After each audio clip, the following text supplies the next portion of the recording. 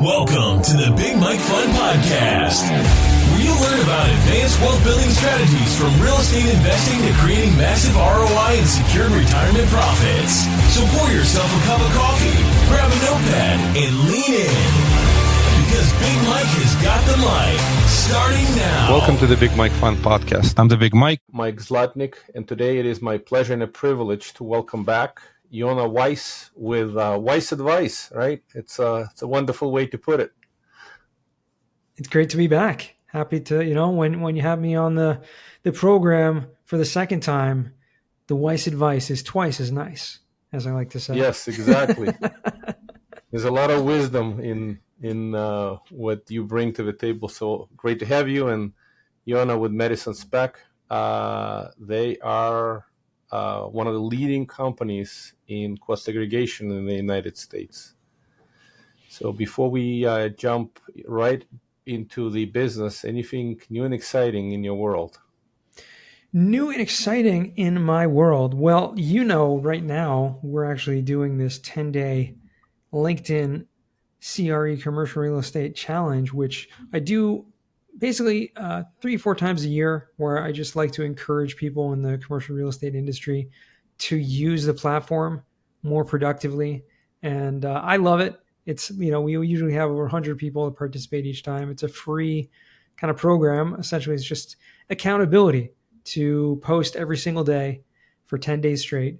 And then you really learn a lot about the platform and how it's so powerful. I've gained so much from it, and that's really why I started doing this years ago. And I've seen so many incredible things come out of this over the years. So that's really the only thing that's, I would say, new and exciting right now. But otherwise, yeah, life's good.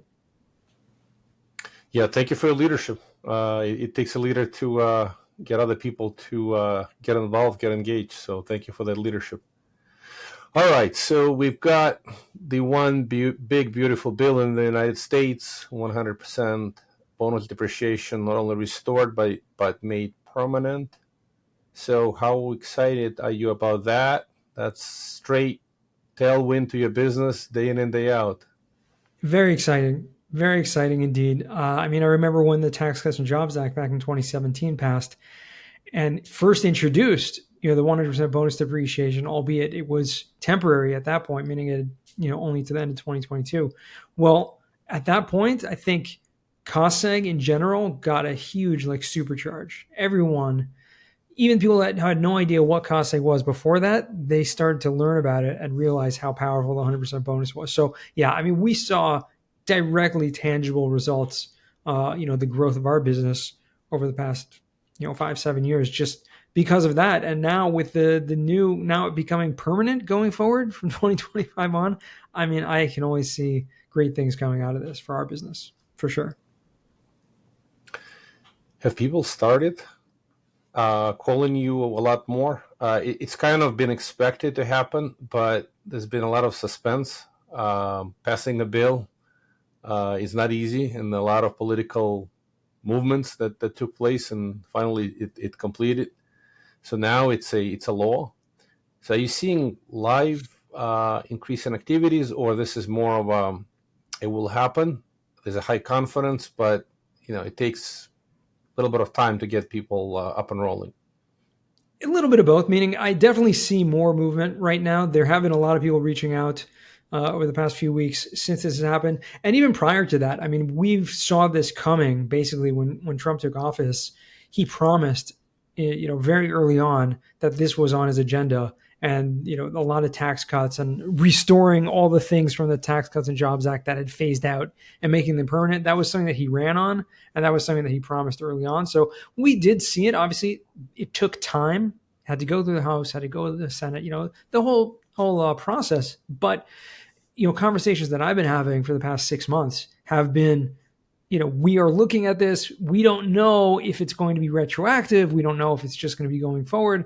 Finally, we have the law in writing, and it's only going forward, meaning what was in 2023 and 2024, which were, 60 and 80% bonus depreciation relatively, that's staying as it was. And then, 2025 is now going forward, bonus depreciation is going to be 100%. So yeah, I definitely seeing more activity right now, but because what cost segregation is, it's something that applies very much when you have new acquisitions, right? So you buy a new property, that's really when the time to think about getting a cost seg done is. So it's still a slower market, right, Mike? I mean, the interest rates are still relatively high. I mean, not super high, not as high as it was, 30 years ago, but it's difficult for some people to find deals that still pencil. So we're not seeing a huge influx, I would say, but definitely seeing some growth.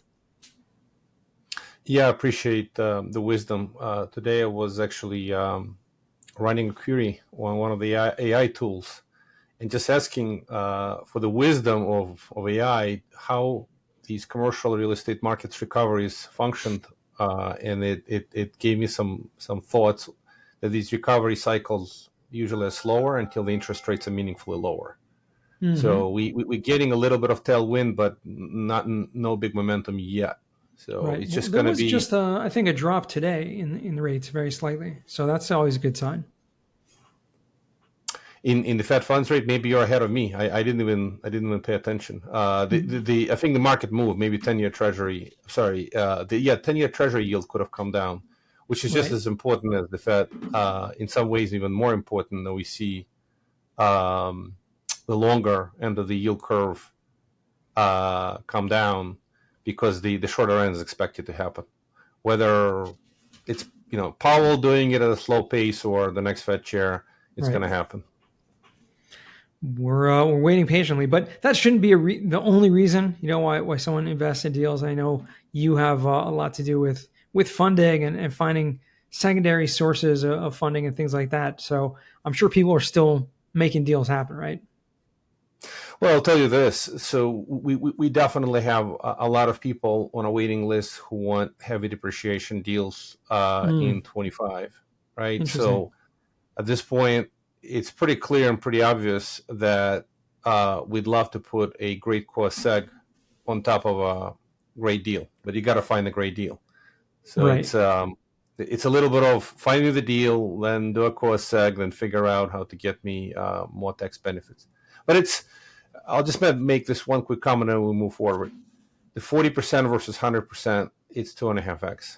It's such a big difference that it should be motivating enough for folks to act. Yeah. When they were on the sidelines, it's a clear. So let's go back to the basics. What parts, just for a second on a cost seg, when you're on a study, I just want to just step back for a little bit. 5-year schedule, 7-year schedule, 10, 15, what falls there, and typically how much on a multifamily project, if a property is bought for, I don't know, $10 million for sake of simplicity, typically on a cost seg when you run it, how much can you bonus depreciate in 1 year? So cost seg, we have to break down the property into its different categories, right? So different buckets, essentially different components of the property are going to depreciate on different schedules. So what goes in the 5-year bucket, what goes in the 15-year? You mentioned 7, 10. These are other numbers as well. Don't really apply to multifamily, so we'll leave those aside for a sec. We'll come back to talk about where they do apply. But you always have to subtract a small amount for land. So let's say maybe 20%. So we're left with $2 million going to land in your $10 million purchase. You're left with $8 million you can now depreciate. So the majority of the property is always going to be, the majority of the value is going to be in the structure, right? The structure, whether it be the roof, foundation, walls, doors, windows, infrastructure, all that is going to be on that 27.5 year, that longer depreciation schedule. What we're going to put on a 5-year and 15-year schedule, 5-year would be anything that is inside the property that's non-structural or non-integral to the structure. That can be stuff like carpeting, flooring, shelving, cabinets, countertops, appliances, furniture, fixtures, window treatments, millwork, anything like that, and many more things as well. All that's going to go in the 5-year. Typically, multifamily, we're going to see around 20 to 25% of that, of our $8 million of our tax basis is going to go into that 5-year category. You'll also have 15-year property, which is land improvements. Now, this makes a difference on what type of property you're buying. For example, a city property, if you're buying, multifamily in Brooklyn, a walk-up, or in the Bronx, there's virtually no land improvements whatsoever. You may have a little sidewalk, maybe a little fencing, some signage. That's about it. However, if you buy a garden-style multifamily property, right, in the Southeast, you have, or wherever, it doesn't matter where it is, you're going to have a parking lot. You're going to have landscaping, pavement. Maybe you have a swimming pool. You'll have other things that are outside that are on top of the land, which are considered 15-year. And typically you'll have, around, I'd say 5 to 10% of the property is going to go into that category as well. So all in all, we can be, anywhere from around 20 to 35%. Is it a big window? All right. And there are factors of what's the square footage, what type of property that, things like that are going to contribute to the greater or lesser amount of accelerated depreciation. And so if you take that number, 20 to 30%, let's just keep around, then we're going to be taking, somewhere around $2 million on average for, it's going to go that bonus depreciation route. So on a $10 million purchase, easily $2 million bonus depreciation write-off. And again, can be a little more, can be a little less, but round numbers, pretty simple. Yeah, that's great. I really appreciate that in-depth explanation. So other type of properties, let's just cover a few other sectors in commercial.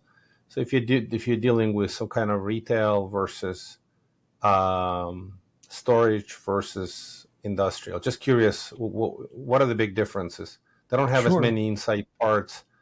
So just give me kind of a high level how those are a little different. Absolutely. I'll start with industrial because that's always going to be on the low end of the spectrum in terms of what the benefits are. As you mentioned, there's very little interior when you're dealing with industrial warehouse properties. You still will have, in most cases, the land improvements. So you'll have, parking lot. You maybe have, loading docks and things like that where that will be outside. But interior, what is there? Maybe have some shelving, maybe some security, equipment, or if there's an office inside, the office can obviously have the furniture and those kind of things are going to be in there. So warehouses, industrial is going to be on the lower end. We're typically looking at around 10 to 15% of the tax basis that we're going to put on that accelerated depreciation as compared to the multifamily, as you mentioned, 20 to 30%.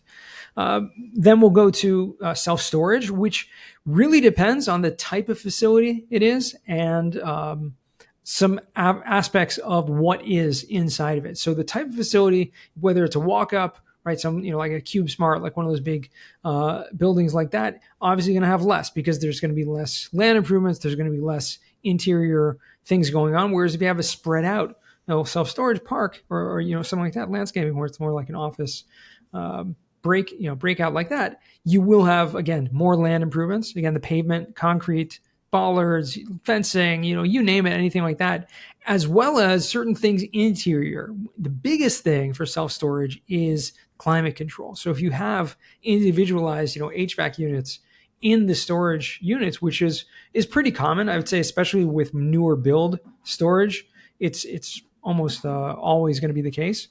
That's going to have a tremendous amount of value. Also, the doors, the roll-up kind of doors and things like that will have 5-year property value. Other types of fixtures and lighting. So on storage, we can get upwards of 30% as well in terms of our reallocation. So it's a great asset class as well. Retail, also going to be in that same area. You will have in most type of retail, especially if you're dealing with like a shopping mall or something like that, even strip centers, you will have land improvements. Again, I don't want to overlook the importance of land improvements, which is a 15-year property. Now, again, 15 years is accelerated from that longer 39-year schedule for commercial properties. But when you put that in the bonus depreciation bucket, that all goes into the first year. So we're going to be looking at how much is the value of all that stuff that's, the pavement, concrete, again, a parking lot, signage, all that stuff outside. And then inside, it will depend on the type of retail it is. If it is, triple net, maybe, or, maybe there's some deal with the tenants, who pays for the tenant improvements, and then who's going to be able to claim the benefit of depreciation on that. So there are some differences there in those type of things. Obviously, you can do cost seg on any type of property whatsoever. Besides for your primary residence, you can do it on anything. It doesn't matter if it's single family, multifamily. It's not just for commercial, not just for multifamily, as some people might think. Yeah, there's a lot of wisdom there, and it's kind of making me think about a deal we have coming up, closing late August in its open air shopping, and they got a ton of landscaping and improvements, and all that is 15-year schedule. Yeah. It's just because you explained these are land improvements. You're making very nice landscaping, making the property look beautiful. It is that. And the other interesting thing, that property that we are closing is a land lease. So land lease, I assume you do not allocate any value to the land. You're basically buying the buildings on somebody else's land, on port's land. So I assume that you don't discount 20% for the value of land, right? Right. There's not going to be any land there. Again, land lease can be looked at in two ways, but and simply if you don't buy the land, you're just buying the building on top of it, and you can depreciate the whole thing. There's a different way of looking at it where you're really just if you're not actually acquiring it, you're just leasing the land. If that's the case, then meaning you don't actually own the building either. In that case, you can't actually claim the depreciation in that type of land lease. So it's important to clarify, which type you're dealing with and what type of ownership will be in order to, know how much depreciation you can take. Yeah, I appreciate that. But in most cases, with a ground lease, it's a long term. It's considered to be purchase. You just have a long term lease. It's kind of interesting here in New York City, World Financial Center. It's all on the ground lease. I mean, it's probably one of the most famous land leases Sure. of them all. Port Authority owns that. Let's continue the conversation. So, from the technical changes, anything you're doing different now versus the past, or it's just a matter of numbers? You're still doing the study, still doing all the same work. It's just gotten 2.5 times more exciting for people to buy these type of assets. And I'm really curious how much volume we're going to see pick up, because the first step in the recovery is a volume pickup. So more people get more interested with more demand, as it's been quiet. So I don't know if It you have has any been. comments on the technical implementation and then volume. Just curious, is it a 10% boost, 20% boost? Just any quick comments. I know it's forward statements. Who knows? Sure. Yeah, I definitely do see more volume coming in. One of the biggest factors that I saw, when the 100% bonus depreciation was introduced the first time, was that it was more applicable for people with smaller properties, people dealing with single families, or people dealing with properties where it maybe didn't make so much sense to get a cost seg done, but because the 100% bonus pushing such a big amount of deductions to the first year, it's becoming more popular. So, for example, a little bit off the topic of what some people may be used to, but short-term rentals, Airbnbs, for example, I saw a huge influx of people investing in those type of properties, or single families where $200,000 purchase. That's really where I see my rule of thumb. Anything above that really makes sense to do a cost seg on, and so it really makes the barrier of entry much, much smaller. So again, it may not be the audience, of our listeners here, but that being said, I know quite a few people who are, maybe have a vacation home, and they're, or maybe looking to invest in something. It's a great tax benefit that comes along with it. You can, rent it out, put it up on Airbnb, via whatever, all these other platforms, Verbo, and you can actually, do the cost seg on it, take it as a rental property as well, and very powerful. So put that out there. Definitely something to look into.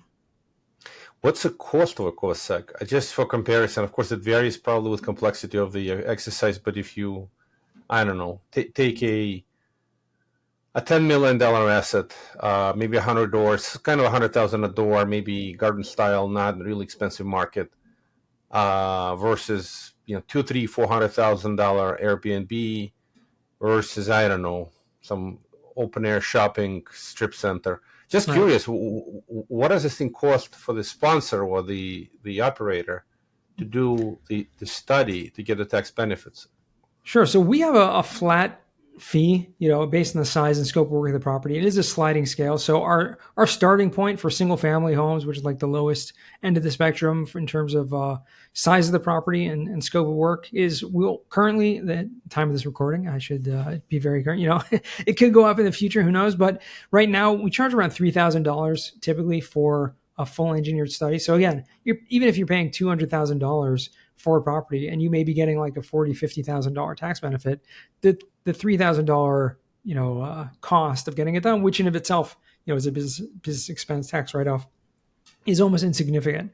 And it's a sliding scale, which means not contingent on tax savings, not contingent on purchase price whatsoever. Basically, like for multifamily properties, garden style, et cetera, we have one price. For retail, we have another price. Typically in the range of about, I would say, $5,000 to $8,000 is the typical range for commercial properties. You may have some that are, large, million square foot facilities that are going to be around, 10 or upwards of that.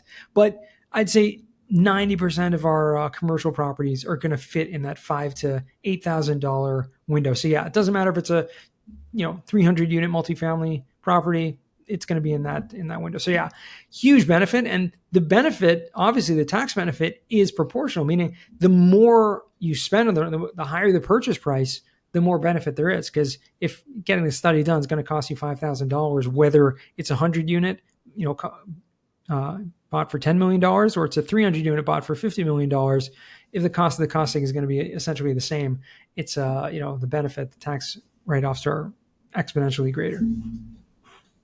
Yeah, it's the economy of scale kicks in. I guess at Exactly. some point it makes sense to do it. I saw years ago, and just a quick comment, people used to offer on portfolio residential some kind of, I don't know if it's a desktop version of it, but more of, hey, all these houses look like this. Mm-hmm. Don't go out to look at every single one of them. There's 50 houses. Just kind of do it in a bulk manner. Do you do something like this? Just purely curious if you do a bulk single family type of cost seg.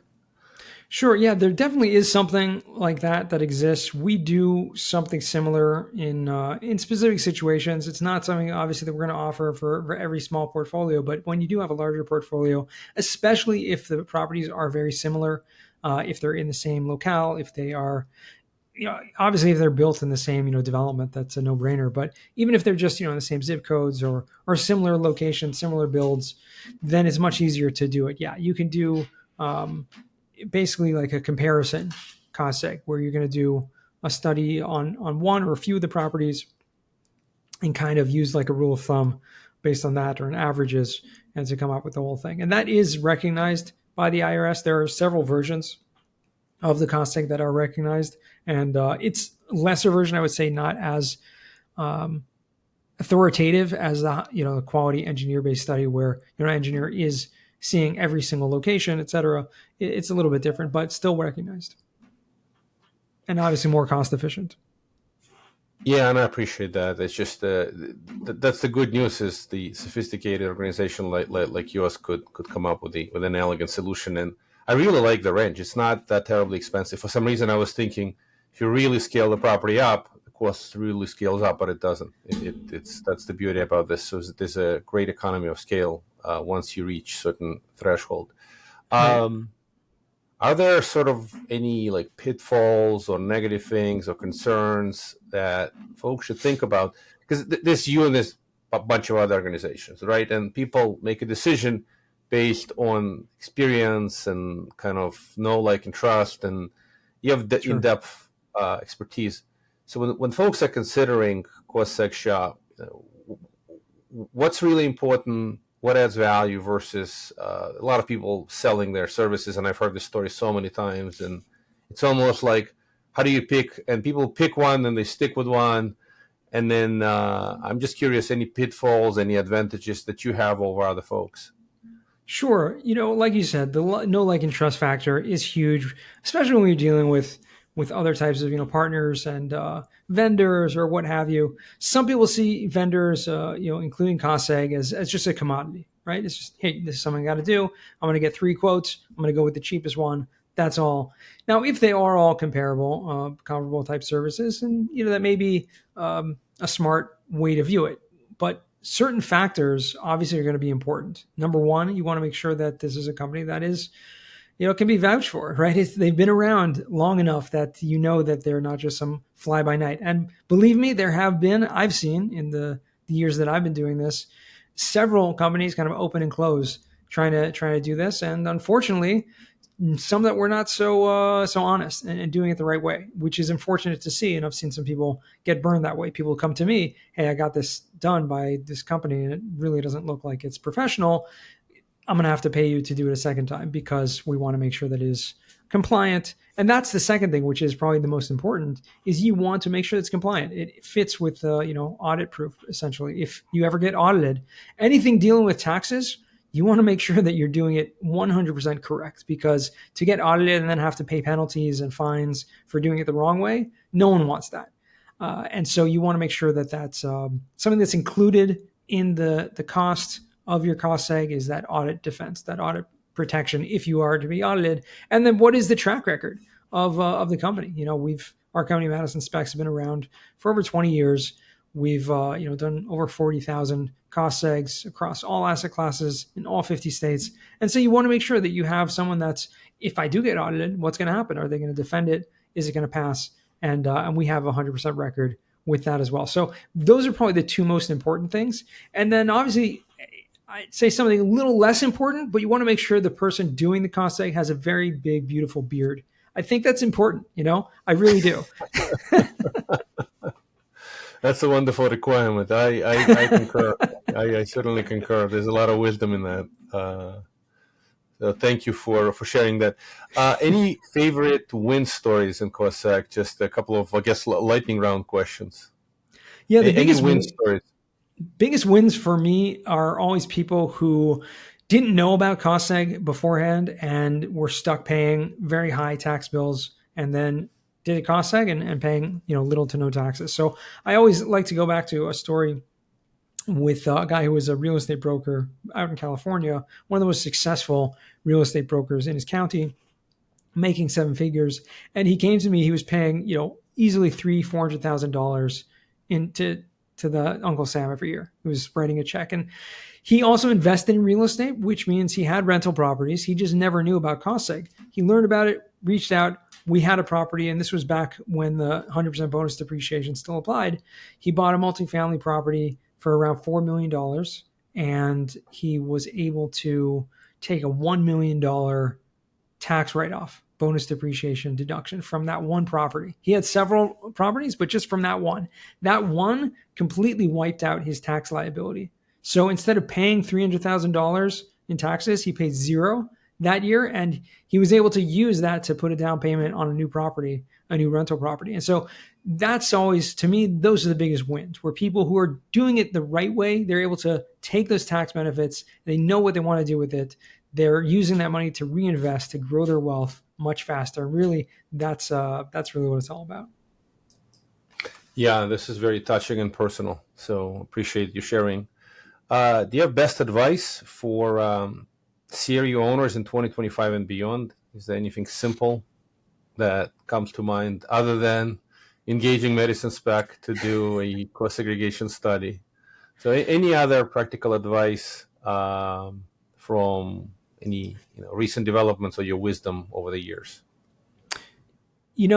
Having people like yourself on your team where you can reach out, you can find someone who has the experience, who's been through up and down markets. I think that's the best advice I can have, right? If you can find partners, you can find people who can join you, help advise you, whether it be advisors, mentors, people who have gone through previous cycles. Because like you said, yeah, you can ask ChatGPT, see what's the best advice they do, but knowing someone who's gone through it with experience is probably going to help you to get through the other side.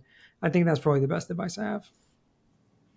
Yeah, I appreciate that sharing. The observation that we're making is that ChatGPT and other AI tools, the knowledge is increasing, right? I mean, it's almost like you got information, knowledge, and wisdom, right? There's three different things.